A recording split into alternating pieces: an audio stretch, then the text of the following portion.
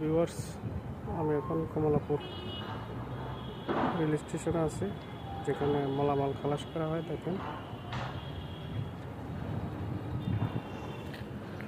এই জায়গাটাতেই বাংলাদেশের যত পোর্টের মালামাল আছে সব এখানে খালাস করা হয়।